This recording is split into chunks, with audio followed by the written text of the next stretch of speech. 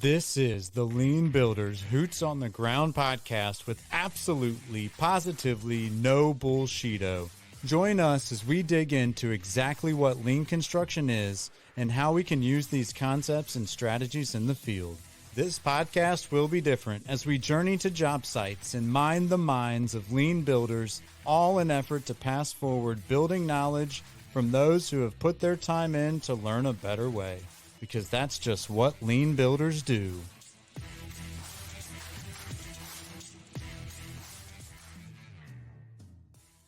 What's up, y'all? Adam Hoots here, the lean builder, Hoots on the ground with No Bullshido.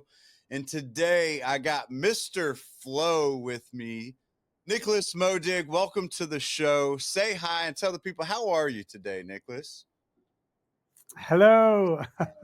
Well, I'm great. A lovely Sunday here in Sweden. I've been out working in the garden and my back really hurts. So I feel that I'm getting old. So it's just perfect. I love it. What kind of things are you planting in that garden? No, I'm actually not planting anything. It's like it has been a kind of a wild field that I'm trying to cut down and make a lawn of it. And yeah, it was quite successful. But then I realized it's like this thick layer of just shit that I have to take away. And it's a fairly big field. So I'm not done. So I have a few weekends to come back here. But it's fun to be physical, which it's not happening so often. So that's why my boss says, hey, man, you're an old man now. Take it easy and have a beer. Amen. I love it. I love it. Keep yourself in shape that way, though, huh? Well, I can tell you this. I'm super excited because, Niklas, you are absolutely one of my lean idols. Your book, This is Lean, and your class I took back in the day when I was with DPR have really changed my perspective on flow, what it means, how to achieve it, and really just how to get things going. And so I am excited to introduce you to the Lean Builder Nation. And I want to do so with a very simple, easy, maybe not so easy, but who are you, Niklas Modig? Well, that's a question that you ask yourself quite often. Who am I? Yeah. Because I think the answer changes all the time. But I mean, in this context, I started out researching about lean almost 25 years ago, and I was living as a kid in Japan. So got opportunity to live with a Japanese family when I was in high school. So, and they didn't speak any English. So I got an opportunity to learn Japanese for a year, and it was quite intense. They gave me 7 private teachers. I had 14 tests a week, so they really pushed Japanese to my head, and it was fun and one of my best years in my life, and definitely the year that made a lot of impact. It was a crossroad.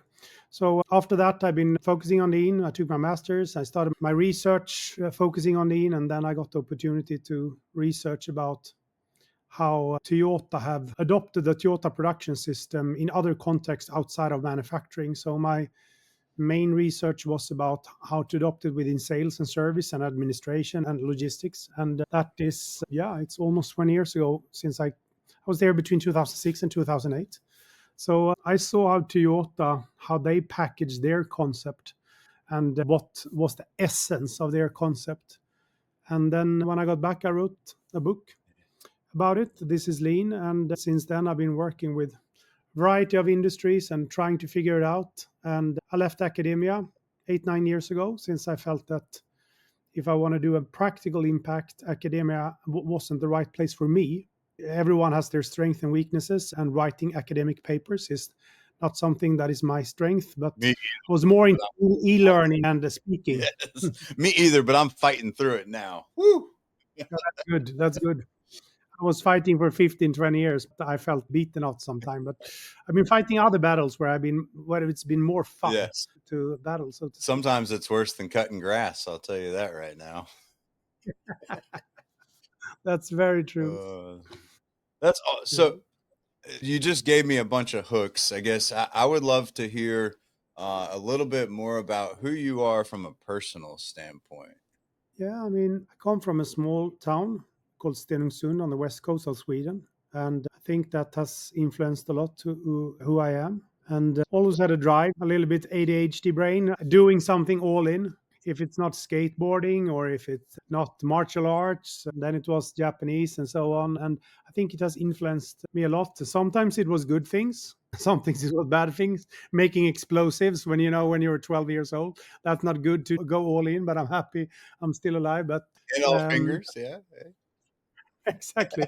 No, I think it's pros and cons, and but it has influenced me a lot. I've always been an all in person, and sometimes I've been lucky that some of the areas I've been able to do something constructive about. So that's where I'm from. And then right now I'm married with a lovely woman called Danielle from California. And we have a daughter. She's name is River, and she's 3 years old. And we also have a little dog called Lennox. So yeah, we live in Stockholm. It's really cold for 6 months a year, and it's quite amazing during 2 months a year, and then in between it's just gray. So it's basically 2 months that you're looking forward to, but you really love them when you get there. So we have a happy life, and I'm not super young. I became a dad when I was 45, so I'm enjoying dad life more than anything else. I really, really appreciate it. Yes, amen. There's something special about a dad and his daughter and that connection. They say, I'm sure you've probably heard this, but a lot of times you're raising the girl that she will grow up to marry somebody. And so when I first heard that, it made me like stop and think about a couple of things. One, how am I treating my daughter? But more importantly, how am I treating my wife? And being from construction, sometimes we have short tempers, short fuses, things have to go or people die. And so that's one of the things I've been practicing on and learning. But I love it, man. I feel like I know you a little bit better now. I honestly, I feel like there's some piece of getting to know people, especially in construction, that really drives flow. When we get out there and we just start marching and barking orders and we don't know people, they don't really go all in, as you put it, believe in the flow and try to make things happen. So I'm a firm believer in trying to get to know you before we dive too far deep into this thing. And to that point, I guess, what things get you fired up? I heard martial arts, right? I heard some other things. What things are you most passionate about these days, Nicholas? I've had many things over the years that I've been passionate about, but nowadays, unfortunately, I would say I'm very much focusing on what we're building in our company, and it's hard to build a company. We'll maybe come back to that, but we're trying to build this transformation management system. I mean, most people know what a learning management system is, where you have individuals learning, but we're developing this platform that we called TMS, or transformation management system, where we're not focusing on learning, we're focusing on transforming companies. So the unit of transformation is companies and functions and flows instead of individuals.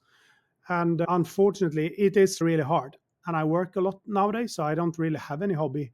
It has been very intense 2 years to build a software and do it without any venture capital backing us up. We have some small, minority investors, but the main purpose with them is basically to get their know-how and understanding about how to build companies. But it has been hard, but extremely interesting. So I think I live that and breathe that, and unfortunately maybe too much. So I have become an entrepreneur, and there's both pros and cons of that, and I think I'm consuming both of it full blown right now. It's like half gin, half tonic. No, nice balance. You just chug it. So yeah, I think I would like to have more tonic, meaning more private balance, and too much gin, so to speak. But I love gin Yeah. tonic. So I love your analogies. It's amazing. It flows better when there's more tonic, huh? yeah, That's awesome. I love it. And you're talking about Hups, right? Is that's the company you're yeah. referring to? I did want to dive right in there and I want to understand that more. I mean, the way you just made it sound to me is, hey, we're trying to instead of LMS learning management systems focusing on making the people better. I hear you almost saying TMS is focusing on the processes. Is that, do I understand that, or can you help me understand a bit better? Yeah, of course. Learning management system is to develop competence and know-how for individuals, and I think that's good. But that doesn't create a better world. It's create better individuals, and of course, individuals can create better worlds. But I was working with LMS for many years, where we could train everyone within a company, and we can get them inspired, and we could get them generate improvement ideas. But then, when we were stuck with more classical LMS, it was like, okay, we have this 1,000, sometimes 10,000 ideas. And how do we actually extract that down to a structured improvement initiative that we actually can break down and start implementing it, for instance, shortening a lead time or improving productivity or increasing safety. Classical LMS are not made for that. It's usually the learning, and you have, okay, if they're quite advanced, you could do different assessments and so on. But going from the ID until you actually have a concrete result leading to increased efficiency or increased productivity, I at least didn't find platform that could do that for you. That's why I was naive enough to say, well, let's try to develop that ourselves. And if I know what I know now, I don't think I would have done it, but I'm really happy that I didn't know that, because breaking new barriers and driving innovation, sometimes it's better now to just go with the flow, and when hinders comes, you handle them. So I don't know if I helped you understand it more, but it's a platform where we of course can train individuals, but we can do assessments, both qualitative, quantitative, to understand the current state, but we can also build up management boards and more sophisticated improvements boards. So you can take basically a whole company and divide it into the whole company into different improvements team, and each team has a purpose, and they can get into continuous improvement. That, and if you have a company with 1,000 employees and you divide them up into 100 improvement teams with these different purposes, and they can work in an autonomous way with a clear purpose, then you can get the power. And that's what we still have a lot to learn, a lot to improve, but so it's still about the people, but it's the company that we want to improve, not the person. Of course, we need to improve the people, but that is just the means, not the goal. We want to develop great organizations or great projects or great teams. And then we need to develop alignment among the people. It's not the individual journey any longer. It's the company's journey and the team's journey. Okay, so I think I understand it a little bit better. Let me tell you where I am now, and you can maybe dial me in a little bit closer. So I hear you saying, yeah, LMS drives individual learning and competence building. And that's great. That's fantastic. But what we're missing is groups that are learning and building competence together, but then also taking that learning and driving action out of it in order to improve an organization. Am I getting closer? Yeah, let me take a concrete example. We're working with a company now, and we're just setting up a project. They are establishing a business down in South Africa, and they have problems with their supply chain, their product flow. And there are many stakeholders involved, and most stakeholders, they have sub-optimized goals. They're caring about their business, but they need to decrease the lead time and especially develop better on-time deliveries. So what we do then is that before we are going to gather everyone there now on like a virtual kickoff like this, and then we invite them to the platform where we both tell them, well, now we're going to develop a common understanding. So it's all the stakeholders that can actually affect this supply chain. They will be invited. So we might be 15, 20 people, and we can invite them. And then we say, well, the purpose is that we are going to decrease the lead time and develop stable and on-time deliveries in this product flow. So we can both train everyone so they can understand the concept of flow and what does it mean. And we have these different type of sub-concepts that they need to understand. So we both train them before we see them. And then we do some simple assessments, like we assess how well developed the ways of working within the distribution system is. And we also do some assessments about the outcomes. So we can both do outcome assessments, the assessment of ways of working, and then also identify what are the main problems and what, given the training, what do you want to learn? So everyone do that before, and then when we see each other, we have common understanding, we have done all these assessments, and then we can instantly start mapping up the flow. And then we take the assessment of the ways of working, we take the assessment of the flows, we take all the problems, and we just put that together. So within a few hours, we can develop a common picture of, okay, this is the problem, this is the current state, these are the main problems, and these are the things that we would like to improve. And then they can work with that together and develop a plan, an improvement plan, and all the ideas that is, we can cascade that into different teams, and we can divide up into different improvement initiatives, and then we can start instant implementation. So within 24 or 48 hours, we can have a full transformation strategy that we started 2 weeks before by training them, doing assessment. Then we land, because I still think the physical meeting is the most important. So the platform is only facilitating that. But since we do most of the training and assessment before, we really can hit the ground running and start implementing an instant transformation strategy and then start implementation. So within a few weeks, we can get very rapid results. So the platform is optimized for making this happen. Yeah. So if we really want to decrease the lead time fast, then we need a system support, because people are living all over the world. Yes. And it's really, we can meet, but before we meet, we train them. And then when we go back, we have this platform to drive all the improvement initiatives and also onboard other people. Maybe we feel that, okay, that supplier need to be onboarded, then we can onboard them as well. So it's just a virtual integration point to drive transformation.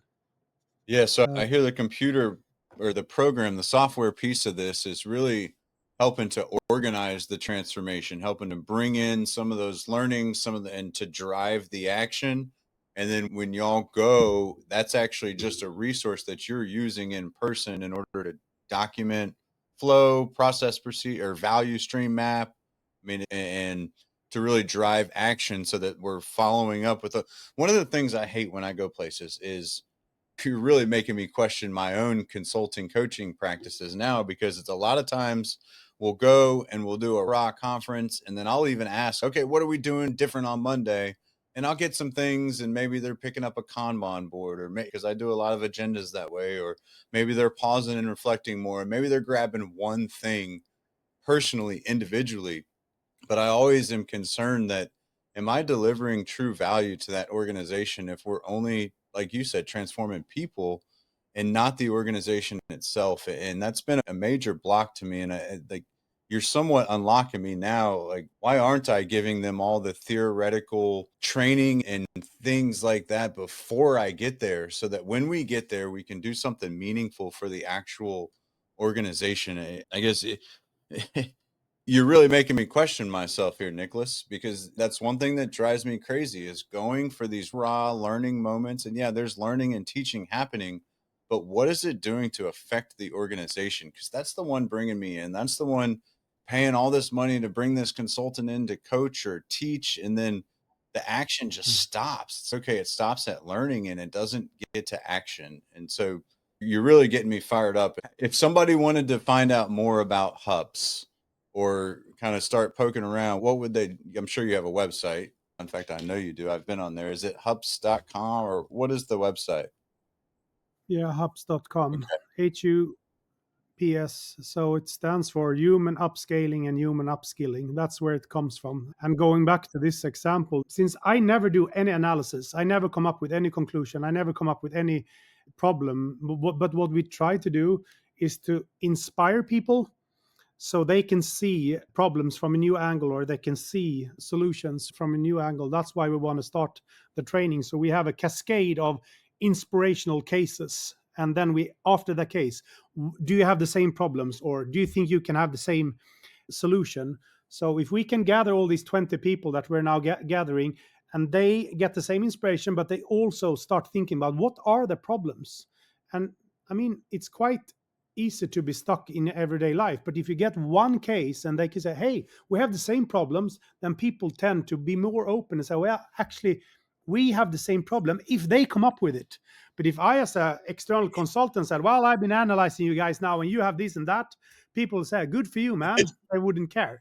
So that's what we try to facilitate, that process, to get people aware about the problems, see the new possibilities. And if we can gather everyone that can actually affect the supply chain, then it's really easy to make fast change. But then you need everyone, you need common understanding, and you need them to own the process and to own the problems and own the solutions. Change can happen really fast if you just involve the people who know the process and just put them in a form so they can come up with the right content that they feel, hey, I was part of coming up with this, and I was part of identifying problem, and I feel that we have done this together. Let's do it, because it's quite easy to develop a win. What's not easy is to get people getting the ownership, but that's where we're experimenting. How can we get all these smart people with amazing experience to try to see things from a new angle? Yeah. Hey, man, you're getting me fired up. So a couple of things. One, I had this really awesome lean sensei back in the day who told me that I needed to push form and pull content. And so that was you, by the way. I'm sure you already know that. We've had several conversations about that, and I've adopted that into some of my coaching practices as well. But I almost hear you saying, okay, now that everybody's got these same lenses, they can see their work through the same lens. And now they're all willing to make improvements, and we're going to empower them. But we're having a bit of a roadblock on something in construction. We have this all the time. Our supervisors run around and we scream, I can't get any buy-in. I'm just running around and I know what needs to happen and I'm telling everybody what needs to happen, but I can't get any buy-in. And it's, oh yeah, well, are you telling them what needs to be happening? Are you asking them questions, open-ended questions to make them think and bring them along with you? And we are missing that big time in construction. And honestly, I've made a great life for me and my family by helping people understand how to ask open-ended questions and how to bring people along with them. So I think the buy-in thing is huge, especially on a job site where again, I'm trying to contextualize this to construction, but on a job site where people's lives depend on your actions and you have to actually allow them to be empowered too. Like it takes some vulnerability in order to give up that responsibility or share that responsibility with the folks who are closest to the work. And so again, that pushing form, pulling content, and actually pulling those ideas out of the people in the field, it takes some of what we did before we started this podcast, right? We didn't dive into flow. Like I've got 18 questions like waiting to ask you about flow, but we didn't dive there. We got to know one another. We got to introduce first, build a little bit of trust. Again, that's why I feel like that's so important.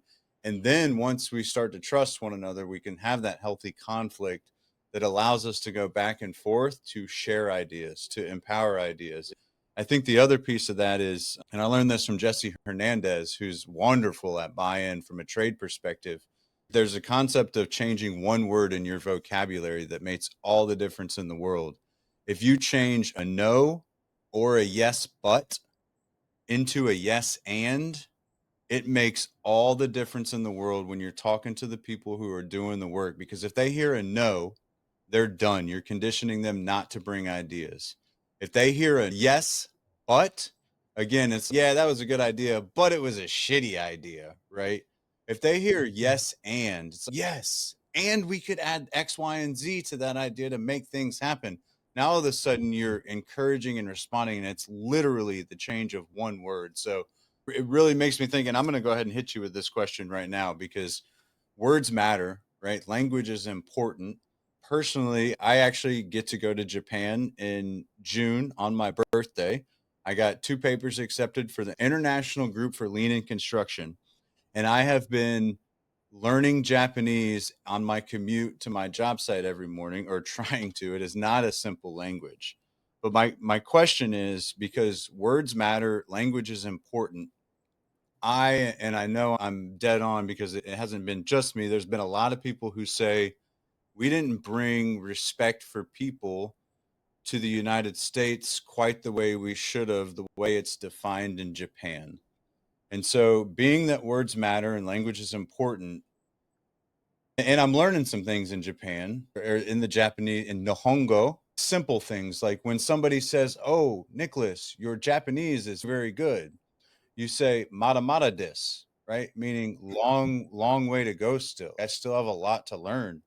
And so I'm just curious, with your intimate knowledge of the Japanese language, how many examples of like true respect or humbleness or humility, how does the Japanese language really bridge or drive that respect for humanity? Does that question make sense?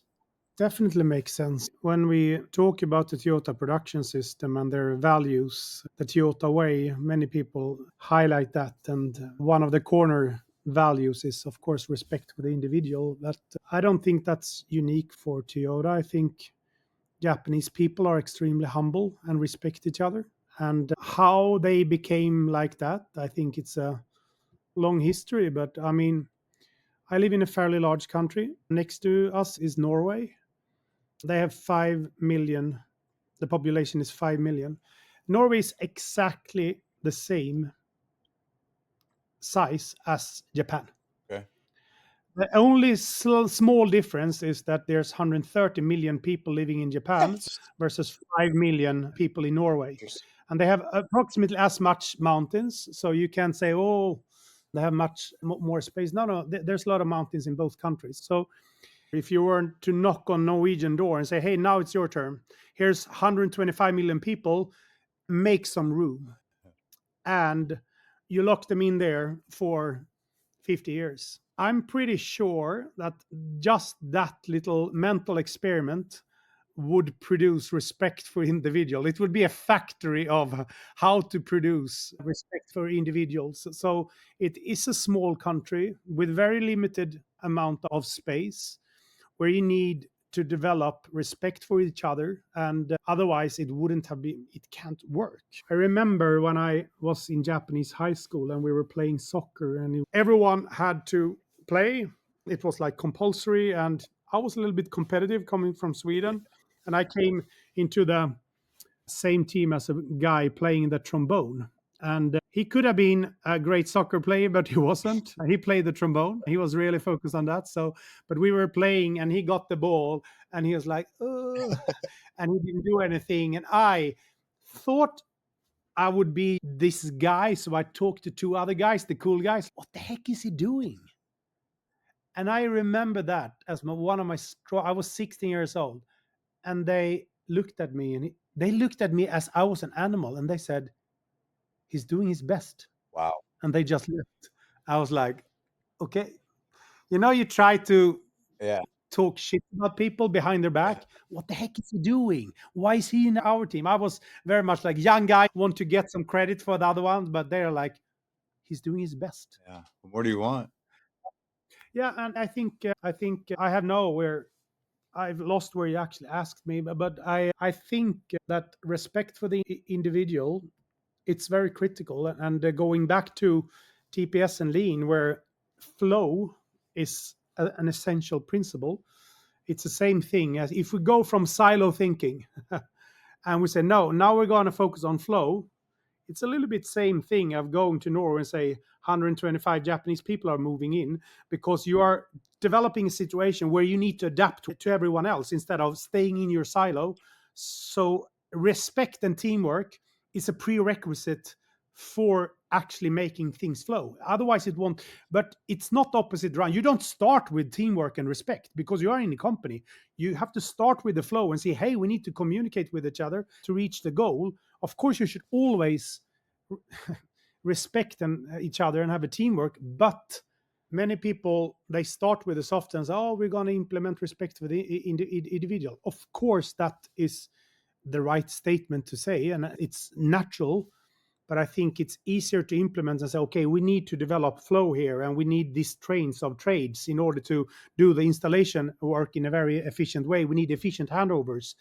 In a setup like that, then it's quite obvious where we need to have very efficient handovers, that we need teamwork, transparency, and respect for each other. So I think teamwork and respect comes together with other principles. Then it makes sense. I'm very much for that. Let me ask this. So if you took the 125 million people and dropped them in Norway, like right tomorrow, right? Tomorrow's our plan. We're just going to start parachuting people in, right? That's not going to go. Yeah, it's not going to go well at first. I'm quite positive there's going to be some unhealthy conflict. So if we're not starting with teamwork and respect, we're starting with communication and trying to establish flow. I guess I shouldn't say that, because teamwork and respect, I guess what I'm hearing you say is, yeah, that's an obvious, like that's a built-in. If you don't have that, you really don't have anything already. So where does the breakthrough come? We start parachuting people into Norway. At first it's not, oh yeah, welcome, let me give you a plate of dinner, you can stay in my house. Where does that breakthrough come to start getting the respect for the individual when these people start parachuting? First of all, you have to start involve people, the Norwegian people, to understand that we will be better off if 125 million Japanese move here. So I think all change has to have a purpose. And that's where I'm coming. If people don't, if we go back to the flow principle, if people don't tap in and say, hey, if we actually work together and we can develop flow, if people don't understand that they will be better off, then it's really hard to do that, because it's much more difficult to adapting with each other instead of just sub-optimizing your contract, delivering on the goal and do your thing. I mean, that's why silo thinking, it's so much easier. But if we can convince people that, hey, this will be better off for everyone, then I think it's easier to welcome them down with a plate of new barbecued, nice Norwegian salmon. But so it's a difficult to just use the metaphor in this context. If we were able to get 5 million Norwegians say that, hey, the world would be better off if we move 25 million Japanese people here, then I think they would be more understanding. Okay, it's about teamwork and respect now, because we will be better off. But respect and teamwork, it's not the purpose in itself. For me, it's a mean, it's not the goal, so to speak. Going back to the example in South Africa, I think that why do we start with training? First, we need to convince people, if we work together and we develop a flow that we together own, everyone will be better off. And then we meet them in South Africa and they say, okay, what problems do you see in order to develop flow, or what do you want to improve? And then when you start listening to each other, that's where the respect and teamwork comes from. But they still need to be convinced, because the challenge is that we tend to use the easier solution. If I go to McDonald's and I buy a Big Mac and there are 12 tables and 8 of them are busy, it's not that I say, hey, who am I going to have a dinner with? And say, hi, my name is Niklas. I just bought a Big Mac. Can I sit down? I take one of the 4 tables that are there, because it's just easier to sit by myself and I just want to eat. Yeah. I don't choose. It's not natural for me to say, hey, I'm Niklas. Can I sit down with you? That is require both charm and respect and teamwork. It's hard. Yeah. But if I don't have a purpose, I will, at least might be completely wrong, but if I look into myself, I will tend to just do as I always do and be in my little bubble. That's why I think understanding why should I sit down with this family of 4 sitting there eating and hamburgers, and I'm gonna be part of them. What's in it for me? And I think the why is really important there. Yeah, there's a concept called the comfort zone, right? Yeah, If you exactly. Yeah, it's just easier to be in the comfort zone because it's scary to step out there, right? People might judge me. They might think something of me. But once I do break through that, I start learning. And if I break through that learning zone, then I start growing as an individual, as a human. So I love what you're talking about. I do want to transition this into flow, right? So, Yeah. and I heard you mention earlier, like how defining flow and what it means. How does Yeah. Niklas Modig define flow and what it means? I always go back to the first theoretical foundation that my Japanese professor taught me, Professor Fujimoto at the University of Tokyo. He said, we have a resource. This could be a doctor and this could be a patient. And the doctor, it's value transmission towards the patient. And then we have a doctor and a patient and value transmission. It could be care, or it could be a surgery, or whatever it is. Then we have 2 ways of maximizing efficiency. One is to maximize value adding time. That's to take the doctor's perspective. Add as much value to as many patients as possible. And if we can make the doctor add value as much as possible, then we have 100% capacity utilization, or utilization of his or her competence. So that is 100% value adding time. That is not flow. That's the opposite. If we, however, were to focus on the patient instead and say, hey, now we want to maximize value receiving time. So we take all the doctors needed and make sure that this patient here can get 100% value receiving time. So he or she can meet this doctor and then that nurse and then that doctor, all these different specialists. So we get this patient from ill to healthy. That is flow. So 100% value receiving time. If I come into a hospital and they just wait there on a theoretical level and just help me out, and then I leave and I'm healthy again, that is flow in a hospital setting. But I still think it's important that value receiving time from the consumer or customer perspective, that is the essence of lean, not flow. Flow is the articulation of 100% value receiving time in manufacturing, because then we have a flow unit. Then many times then we talk about the product. So from the point where we buy the raw material, and then we imagine that we put up a GoPro camera on that material and they receive time. So you produce it and you add value and you combine it with other components, and then all of a sudden it's a product that you can sell to the customer. 100% value receiving time from that unit's perspective, that would be flow, and that's where it comes from. But it's still 100% value receiving time. So same thing within a hospital. It's the flow unit, then it's a patient. Put up a GoPro camera on the patient and have action on that video. Then it's again 100% value receiving time would be a flow. Then it comes to the construction, where we have a little bit problems, because there are different. If we just look into a construction problem, then it's the trade that is flowing around, and then it's very easy to say, okay, we have the flow units in a hospital and in production. Then what's flowing in construction? That must be the trades, the train. But that's the mental thing that I do believe that we do wrong, because then we forgot about, because the train, then we're back to maximizing the doctor, value adding time, and that is not lean. Value receiving time is to focus on the receiver. So what I argue is, then we need to focus on, for instance, the hotel room. And then there is no flow in that sense. There's no flow unit because it's a fixed hotel room.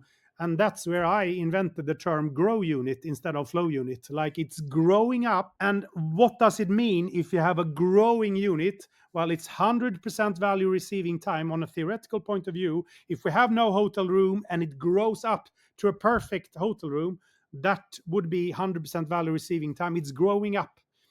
Is it flow or not? Yeah, from one point of view, I would argue that all the trades flow through, but it's the grow units from no value to completed hotel room. That is my, at least, translation, because that's what Fujimoto taught me. What is the receiver and how can we maximize value receiving time? Because the unit should always be connected to the needs of the customer. If you start maximizing value adding from the resource, then it's very easy to start thinking from my perspective and let go of the units. So it was a long answer here, but it's value receiving time, and we just have to think about, do I have a concrete flow unit, or is it a grow unit, or what is it? But it's about receiving 100% time. In the construction example, I'm starting to understand that the way you see this is the trade workers are the doctor, and Yeah. the patient is the building. And I couldn't agree more with you, because in construction, we all too often try to focus on maximizing the resource efficiency of our trade partners. That is our one goal, because we know labor accounts for 40 to 50% of our numbers. And if we can, from an estimate standpoint, if we can hit our labor hours on a job, chances are we're going to make money, because other than that, we're just buying the material. And so we try and maximize the efficiency of our workers on site as much as possible, even to the point where, oh, you ran into variation, well, that's fine, just go do this other thing. And then, oh, you hit variation there, go do this other thing, and you hit and now we've got 18 things open on the job and we haven't finished any of them. And so I'm a fan of the grow unit, even though I've always considered that as flow. I love defining flow as the value receiving time, because we want to get a building to 100% of value received. The only way we do that is through flowing the trades to the grow unit. And so where is the conflict there? I mean, it seems so obvious. And I sat on a webinar with you and a few other flow masters in construction, and it seemed like not everybody was in agreement with that concept. I guess, where is the disagreement? Where is the healthy conflict in that statement? Because it seems so very obvious to me, from my perspective, that we want the building to flow. We don't want local people to flow. And so where's the disagreement there, Niklas? I don't think that there is a real disagreement if you look on from a practical point of view. If you are able to, like we do in tact planning, I mean, if we are able to eliminate variation and develop a tact, so each trade has, for instance, a week per control area, or I mean, that's a prerequisite for both having high value receiving time, meaning that the grow unit can grow, but also high value adding time, meaning that all the trades know what to do. So, I mean, in an optimal point of view, we can't only focus on flow, meaning value receiving time. We also, of course, since it's a business, we also need to focus on value adding time. And in the best projects, we are able to do that with, for instance, tact planning and tact control. Since we have eliminated all the variations, so we are able to develop high value receiving time and high value adding time. Then, if you look from the outside of that and say, hey, here we have a trade train flowing through, that's good. Yeah, that's one observation. Another observation is, hey, here we have some grow units growing up. That's great. If we can have both, that's even great. But I think, people focus very much on the actual trade flowing through, and some focus very much on the grow units. I think that both are correct, so I don't think there's a conflict. But if someone would ask me what is more important to optimize than the other, then it is the grow unit and the value receiving time, because that's connected to the customer. And if you start not delivering value to the customer, then you have a real problem, because then you won't have value adding time. It will be waste. So we're doing the wrong thing. But you could actually maximize value adding time, basically just keeping people busy and still not delivering value. So if you need to say, well, in a perfect world where everyone is transparent and everything is controllable, yeah, you can implement both tact planning and tact control, and you have very stable environment. Then you can have both. But if you don't have that, I believe that we should have rather slack in the value adding time and make sure that we have a stable quality delivering flow, meaning that we have the grow units making sure that each grow unit is according to what the customer or the user wants, because there we have the real trade-off. But in a perfect world, I think we can highlight both examples, but the world is very seldom perfect. Then we need to optimize, and that's why if we go into Toyota, they are very much thinking about, if we are going to develop maybe not 100% flow, I mean 100% value adding time is impossible. Yes. But if we're going to optimize value receiving time, then we need slack. And they make sure that they have so many strategies to make sure that they can have slack. So if they have a variation, that does not affect the flow unit or the receiver. So they push the slack into the resource and not the vice versa. And one of the best conversation I've had, I met the former CEO of Toyota. I asked him, what is TPS? And he told me in one sentence, he said, it is better to connect people to work than work to people. So it's better to attach the people to work, meaning if we have work, make sure that there are people so you get the work done, meaning flow, instead of attaching work to people, meaning that everyone is busy. So he said, it's that dependency switch. Who is adapting to who? Are we attaching work to people or people to work? That is the essence. And that is, call it conflict or not, but that is the prioritization. What shall we prioritize? It's the value for the customer that we should organize ourselves around.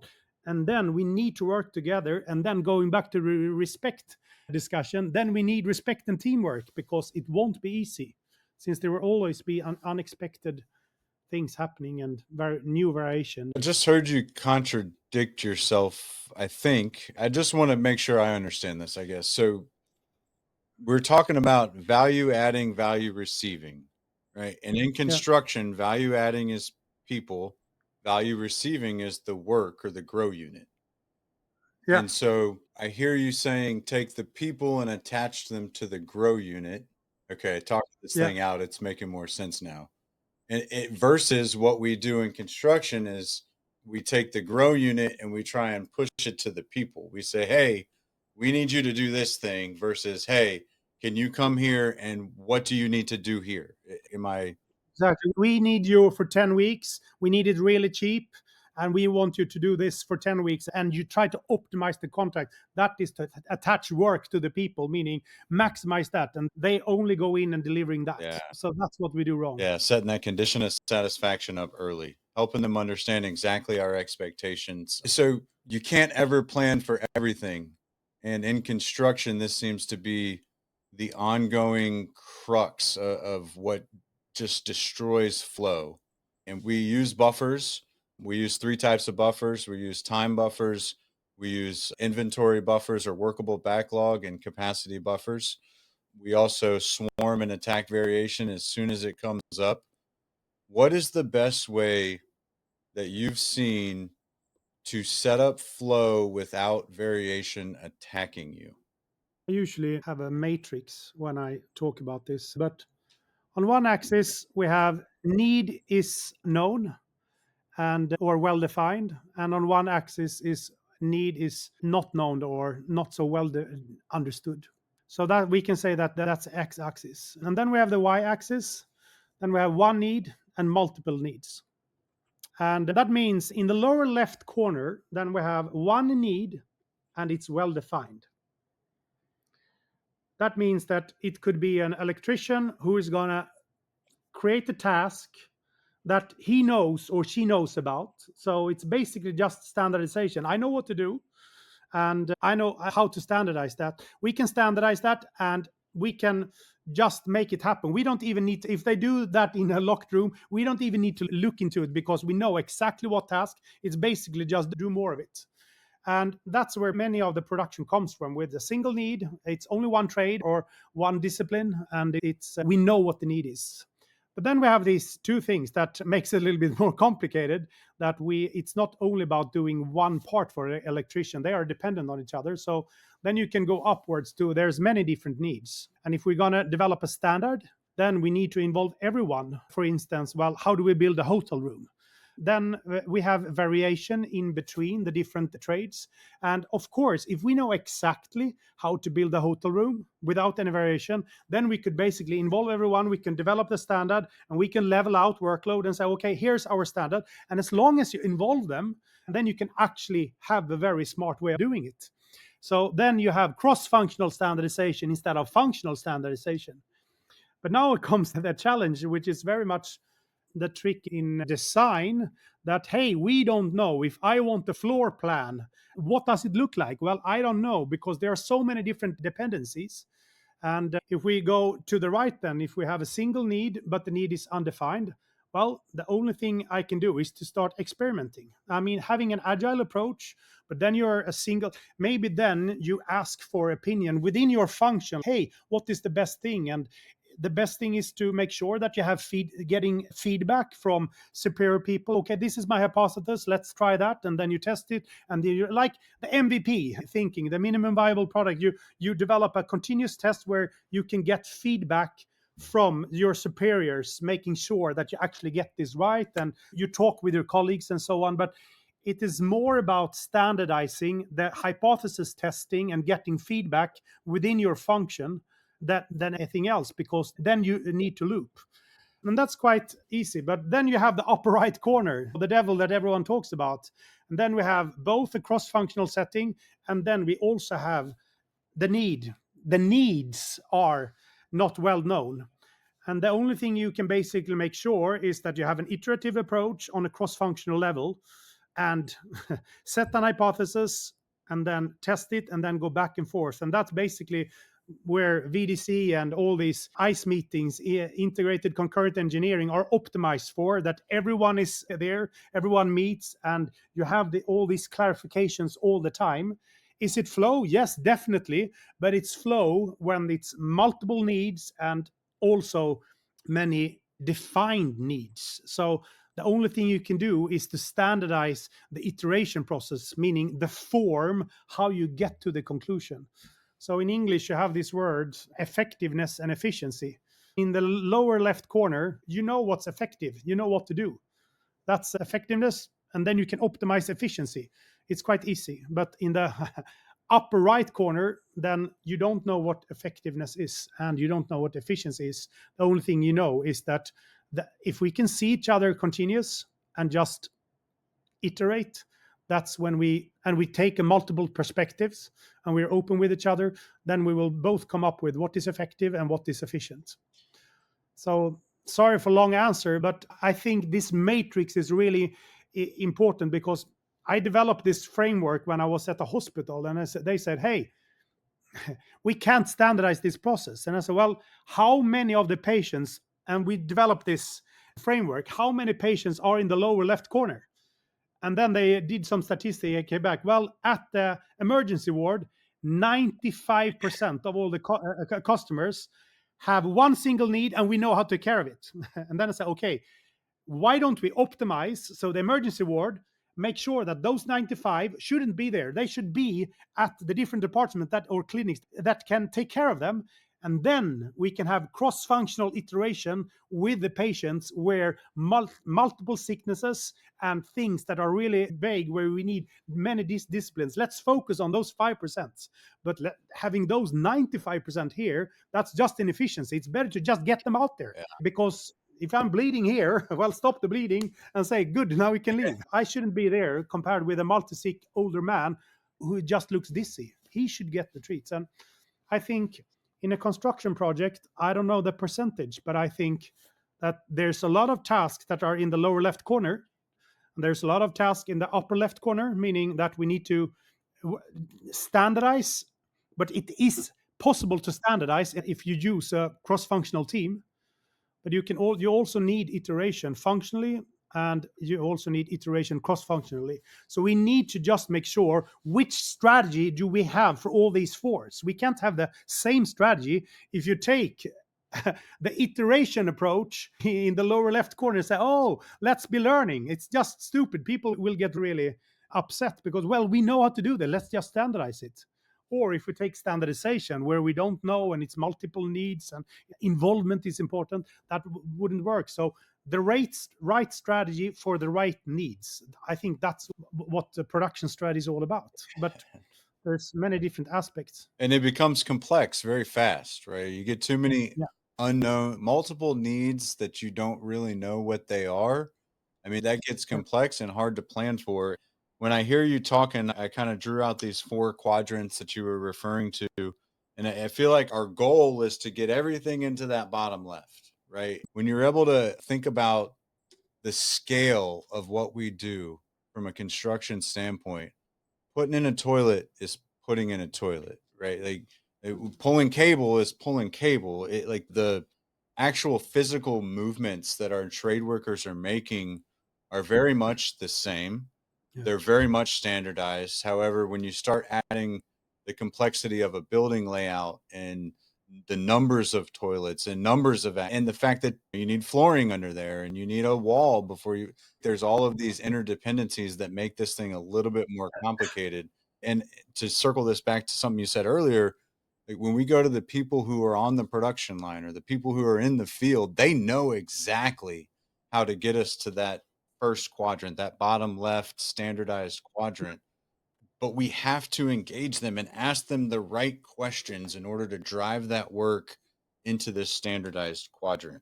How would you label? I heard the top right was kind of this iteration quadrant. The bottom left is just do it quadrant. What do you have official names for these?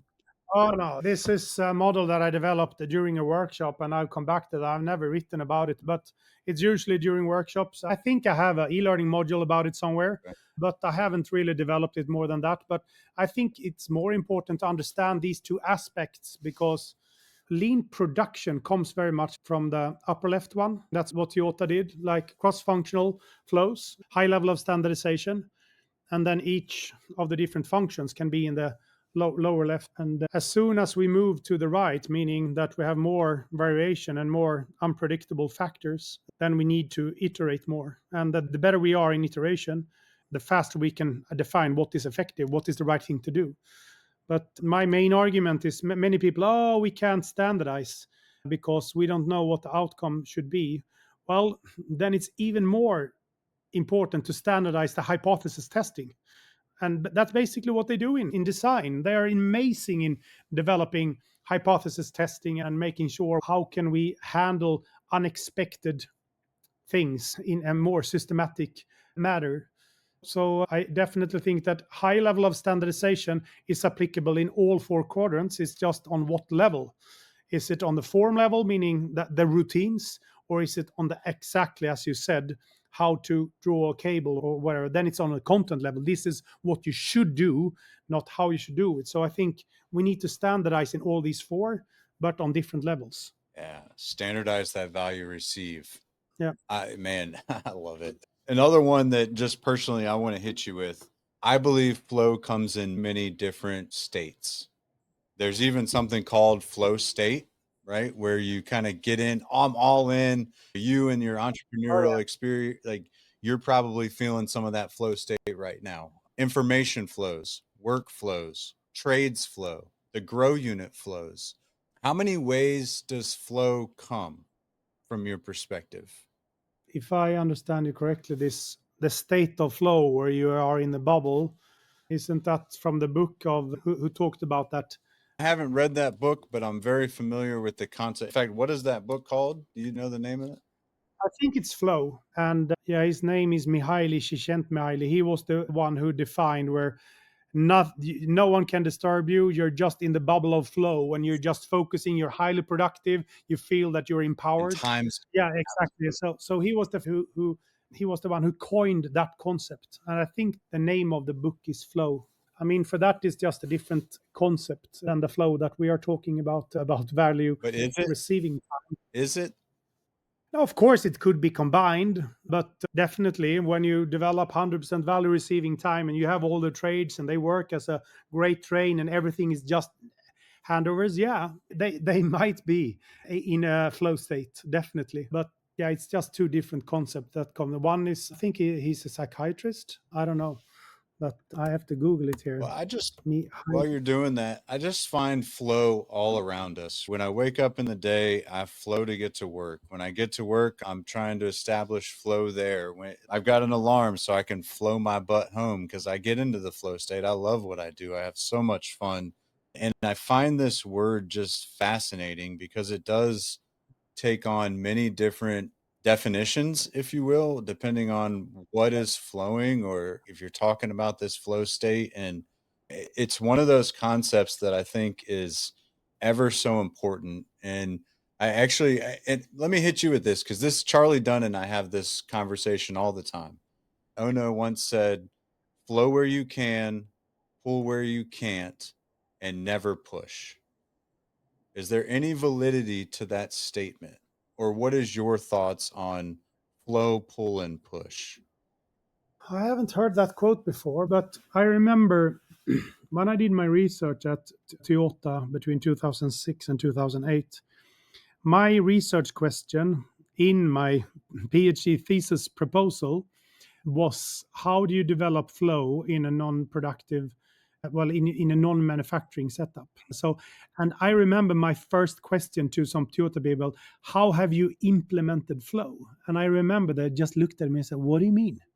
I said, well, how have you implemented flow in the process? And they look like, but it's not only the process that flow, everything flows. I remember he said, everything flows. We were then in a big room and he said, well, we have information flow, we have performance management. That's my definition of it. But we can see the goals that we have set up for this week, and we have seen what have we achieved, so we understand the progress. So that is information flow. And then we have the flow management, meaning we have the different processes, the plan, and then we see what is the progress there, and we can see, do we have any deviations, or do we need to develop a plan to get back to do the plan? That is also flowing. And then he continued with resource management, to have availability, and then improvement man. Everything was flowing, the information, the material, the people, and everything. One concept that I've been talking quite a lot about lately is that we have primary flows and we have secondary flows. If we say that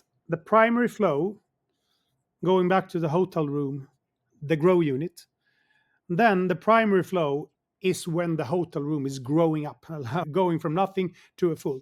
That's the primary flow. But in a construction project, it's impossible to have 100% value receiving time because there are many hotel rooms. But if we were to look at the period when this particular hotel room is actually being built, and we take away the fact that people sleep during the night, so then we could get quite close to 100% value receiving time. If we want to optimize each of those single days, then we need, and what you have also, I think, I mean, in construction, you have defined these 7 prerequisites that we need: the right information, we need the materials, we need the equipment, we need the people, we need that the zone should be clean, and the trade beforehand should be done, and the external factors. Or there are some different definitions here. I think is this amazing Finnish professor, I can't recall his name, that defined these 7 prerequisites for an efficient activity. But anyhow, if we look into these, yeah. Well, I was just going to say that. What's that? Isn't it Koskela? Oh, yeah, Lori Koskela. So we need drawing specs, RFIs. We need contract scope of work. We need approved submittals, shop drawings. We need materials. We need equipment, tools, and supplies. We need labor. We need the right inspections and people set up. Yes. Yeah, Lori Koskela is another lean idol of mine, by the way, who I've never met, never had a conversation with, but get to see in Japan. So yeah, I mean, those 7 things are huge. Absolutely. Yeah, but those are packaged as prerequisites. But I would argue that Toyota, what they say, that all those are secondary flows. They don't use that term, but that's my term. But we have the primary flow. But in order to make sure that all these different resources need to be available, we have a secondary flow, making sure that it is available. So we have the design flow, that is making sure that the blueprint is available, or the logistic flow, making sure that the material is available, or the planning to make sure, it could even be the procurement flow to set the contract so we actually get the different trades to be there. That is also a flow. And all these different things could be considered, because the designer should say, well, here the blueprint has to be the right quality at this time. It has to be available. Here the blueprint is not available. Then we have a flow that is their primary flow, but in building the hotel room, that is a secondary flow, because it makes that resources, mean information resource, available. So that means that we have a primary flow, and then we have the secondary flow. And then if you look into the designer, they will probably they see their flow as a primary flow, but they have probably a lot of different decisions flow in order to be able to develop the blueprint. So that's their secondary flows.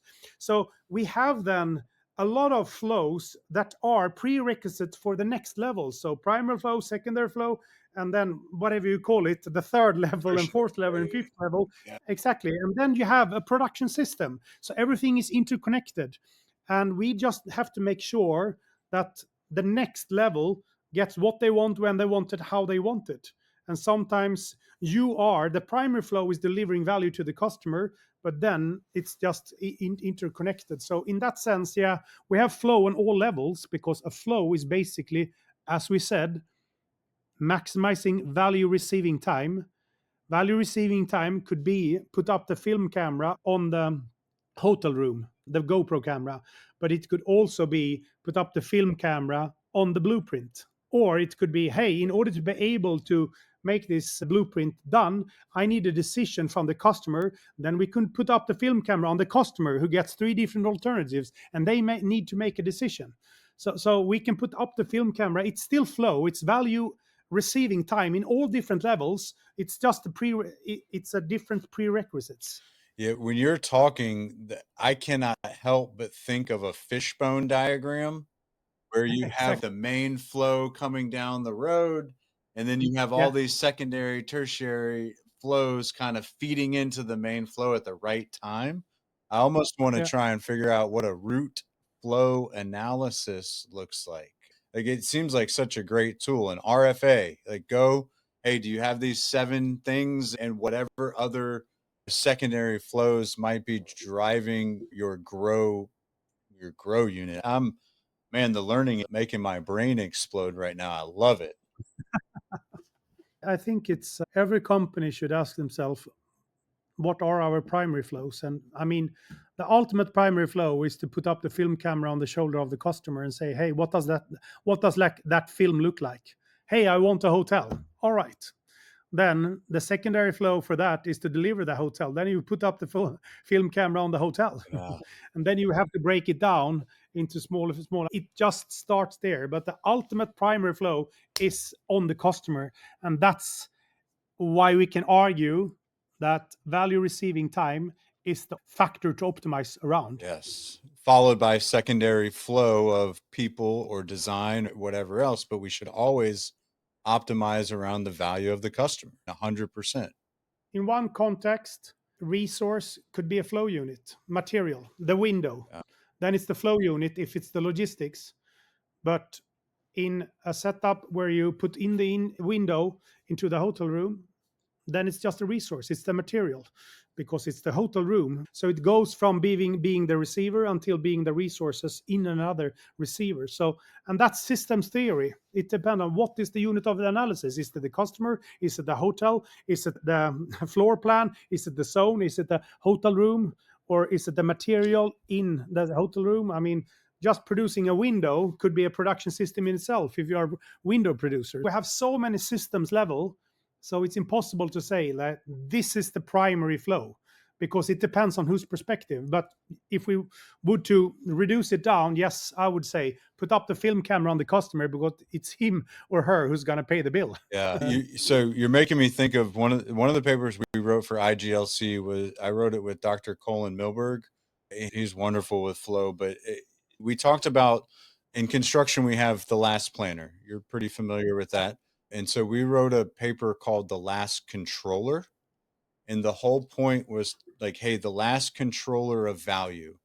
And there's all these different stages of value transfer from the person who initiates the project all the way down to the last trade worker that walks out of the building or the last inspector that walks out of the room, closes it and locks it so that we can turn over the key to the owner, a valuable process. What the paper was, we took an electrical diagram because electricity also flows, right? Yeah. And at each one of these stages of value control, is what we called it, there are 4 potential points for disturbance. So one would be before you even get there, right? Like the documents, and maybe going back to your quadrants, right? We have a need, but it's not really known because the documents don't line up very well. So before I even got there, my flow has been disturbed. Then Mm. the next opportunity is I show up to the work site and it's different than what I expected. So if I wanted to go dig a hole and right, the first disturbance was the architectural and civils didn't align with where that hole was. The second potential disturbance is I get there and now somebody stacked up dirt on top of the hole that I'm supposed to dig, or the ground is frozen when I go to start digging, right? So, boom, before I even started my work, I have 2 potentials for disturbance. The third Yeah. is I start my work and all of the sudden I run into rock or water, unsuitable soils, right? So now I'm in action and I'm experiencing some type of disturbance. And then the fourth disturbance is okay, I'm done. I've wrapped up my work and now I've left. And now maybe the hole I dug, it rained, somebody drove too close to it and it started shuffling off after I was gone. So now I have to come back, right? And so when you stop and think about the amount of value controllers that we have on a construction project, from owners to designers to vendors to installers to managers, to what each one of these has probably 10 to 20 different controller standpoints. And then you Mm. introduce 4 potential disturbances to each stage of that. And now we can start to see the complexity of the system that we're working in. Nicholas, I would absolutely love for you to maybe take and look at that last controller paper, especially given your work and understanding of value, because it is right. Who is in control of the value that we are delivering? I think the reason we wrote it, and we started the paper 8 years ago, but the reason we wrote it is because project controls are too often focused on what we can see. If you take the iceberg example, project controls are focused on schedule, budget, safety, and quality. But I believe there's a lot of things under the surface, like who owns the value right now that we're not measuring, right? Do we have trust on project teams? Do we respect one another? These are all the things that are under the water from the iceberg model perspective that we can't see, we don't measure, and they impact our flow and those things that we do see and measure. So I'd be honored if you would just take the paper, maybe look at it, read it, and give me any bit of the feedback that you may be able to provide. Because again, your perspective on value and flow is like no other in the world, quite honestly. And the way you're able to explain it, you very much do still sound like a researcher, and you're making things happen from an academic perspective while being in a practitioner role. I would very much value your academic opinion on this last controller paper. I would love to read it. So please send it through and I'll come with my feedback. But it sounds really interesting. I think that's what system theory is all about. We need to control every aspect. It's one thing, single little resource that might, if we have the primary flow up here with the customer, and then we have the product flow, and then we break it down. Maybe when we have broke it down for 20 times, then we have the single person who control this actual task. If he or she fail with that, the actual project could fail if it's a critical thing. So, I mean, on which level do we actually try to control a project? How do we manage it to make sure that everyone can contribute to the end customer? And are we controlling lagging indicators or leading indicators? And yeah, our top managers are very much focused on the lagging indicators, but not Toyota. They are very much focusing on the leading indicators. That, again, how can we develop stable, efficient flows? You just unlocked another series of questions, but I know you have some things to tend to. I do want to, two more questions if I could. Yeah, absolutely. No worries. Is there a word or phrase that just drives you nuts? I have been part of building up the lean word, but right now I would argue that the word lean drives me nuts. Yes. If I were to be able to go back in time, I would not have coined our book This is Lean. I would have coined it This is Flow, because I think that no one owns the word lean. And I mean, we have a large lean conference here in Sweden, and it's their 20th anniversary. And they say, okay, how shall we get people? We want a lot of people there. What shall we talk about and what shall we focus on? And I said, the best thing would be to change the name of it's called Lean Forum. It is the most spread management philosophy of all time when it comes to manufacturing.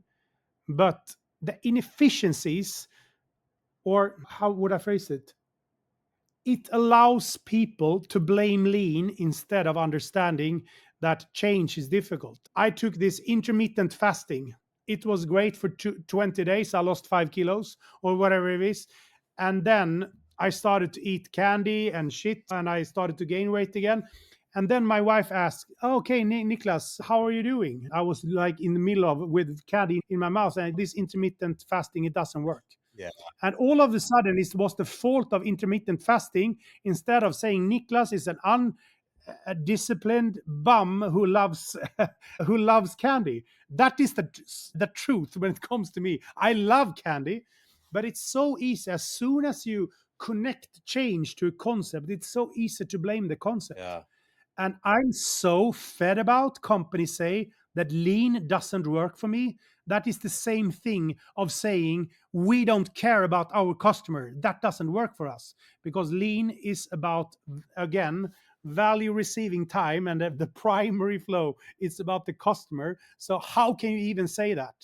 So for me, I wish that we could let go of the word lean and instead start talking about operational terms that will be named as how can we decrease lead time or how can we increase productivity, it will be the same questions in 100 years.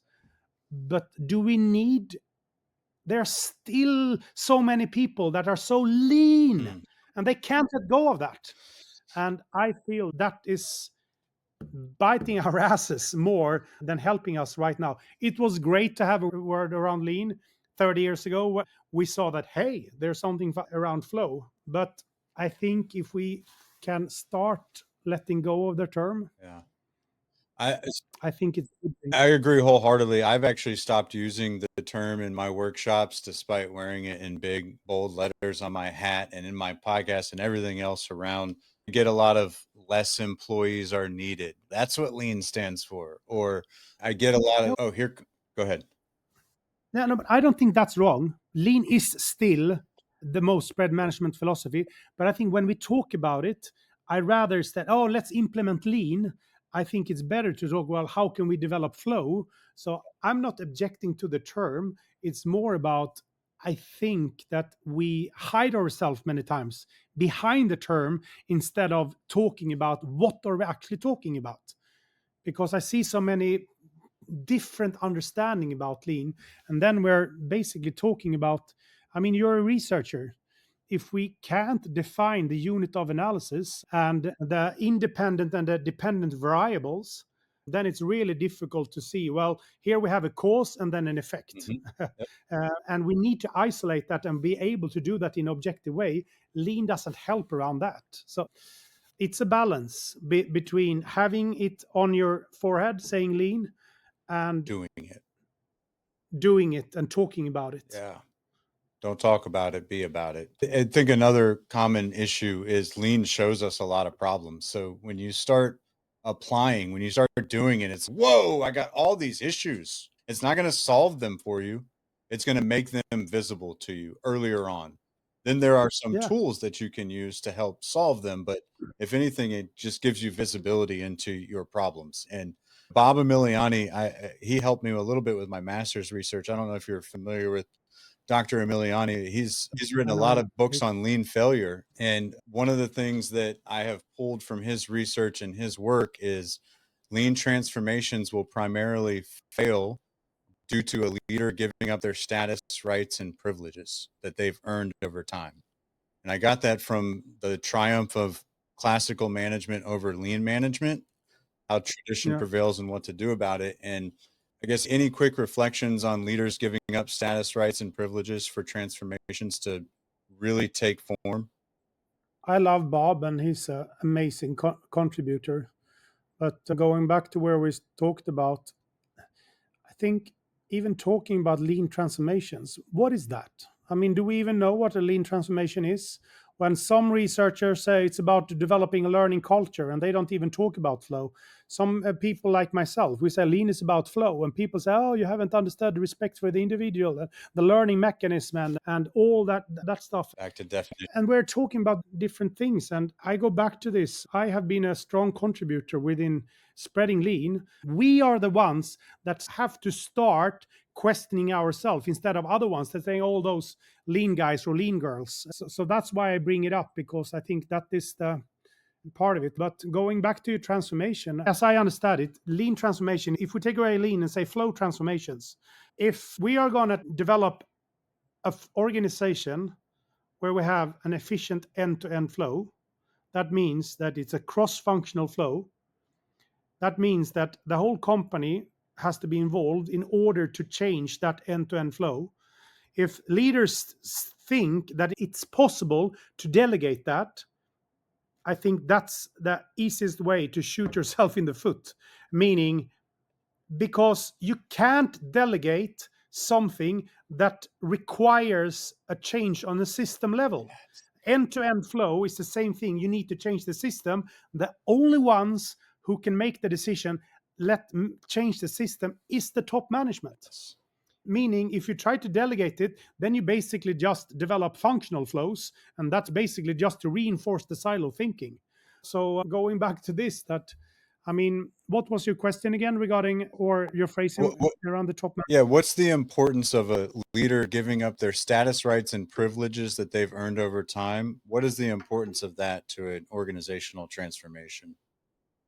Yeah, then maybe a leader has been within one function, and he or she are very privileged and experienced and knowledgeable, and he or she is the king within, or queen in their kingdom. And then they say, and suppose that's a silo oriented organization, and then a dude called Adam or a dude called Niklas say, hey, it's about flow.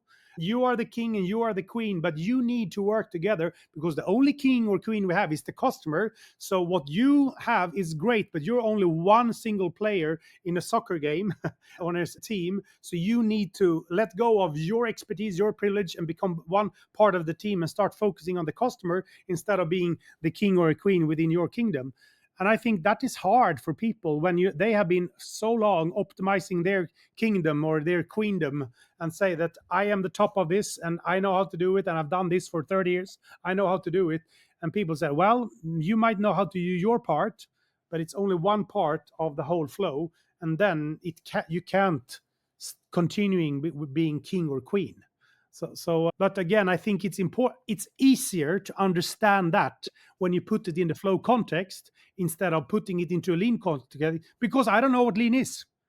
You wrote the book. Wait a minute. You have to know what lean is. You Yeah, wrote the book on it. yeah, I did wrote the book. But unfortunately, that's not the case. When we build a management concept, people are reading one out of 1,000 books, and I don't own what lean is. Even if we were cocky enough to change the title into This is Lean, that does mean that we are one out of 1,000 opinions. Yes. Or 10,000 opinions or 100,000 opinions, and I don't have more right than anyone else because it's a concept. Yes, but I think you just exemplified my comment from Dr. Emiliani, right? You as a leader of defining what lean is, you have a status, right, and privilege. You wrote a book on what lean is.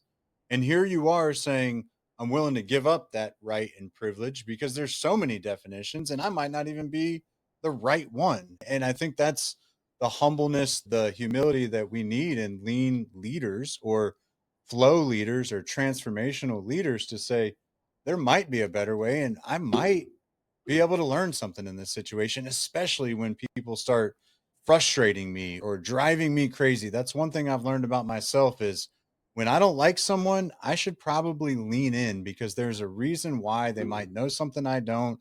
They're trying to teach me something. It's my own personal ignorance that I need to shut up and listen. And so we're taking a bunch of your time today and you want to get back to the family.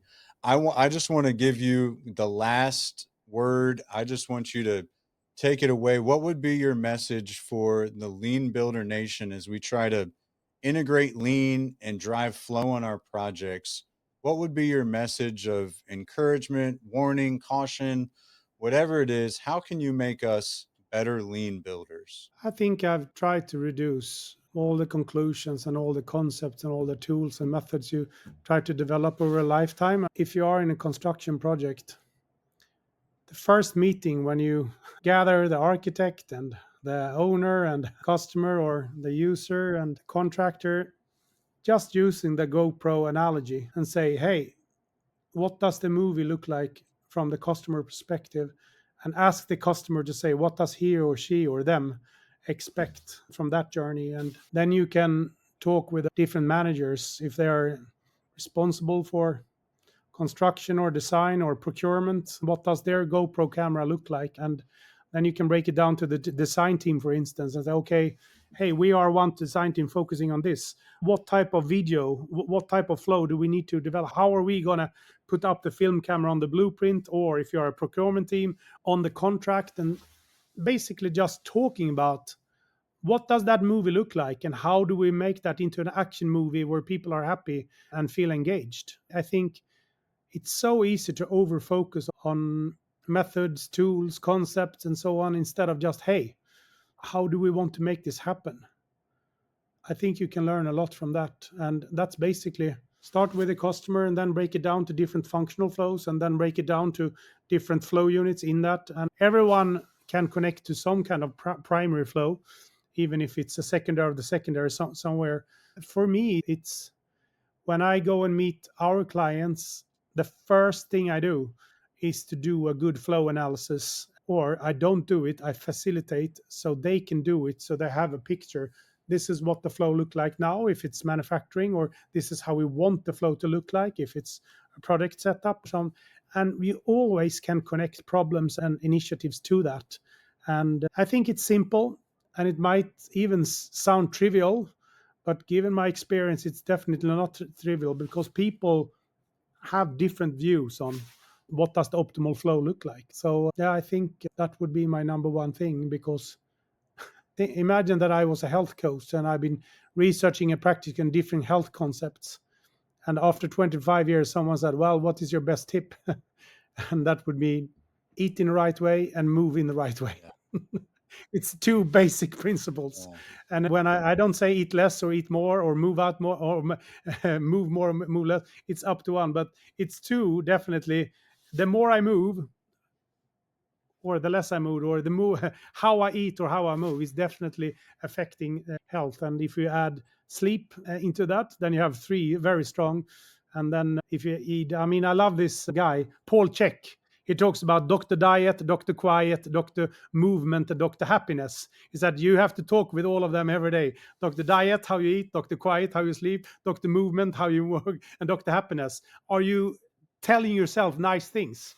And I wish I had 4 doctors in lean, but my number one doctor is basically put up the film camera on the customer and make sure that you have an alignment view on how to deliver that. And once you have understood the customer, then you break it down from primary to secondary and so on. That conversation we need to have on all levels, I think. Yeah, that could be a harsh reality when you realize you're working on a tertiary flow to the grow Yeah. unit. That could be, man, I love it. Niklas, thank you so, so much for coming on, sharing your wisdom. Again, I'm proud to call you a lean idol, a lean sensei. I have so much from you, and I apply it in every time, every chance that I get. So I'm very grateful for your time this morning, and I look forward to maybe doing this again and definitely getting some feedback on that last controller of value paper from you. Thank you so, so much. Looking forward to read it. And thank you so much, Adam, for inviting me.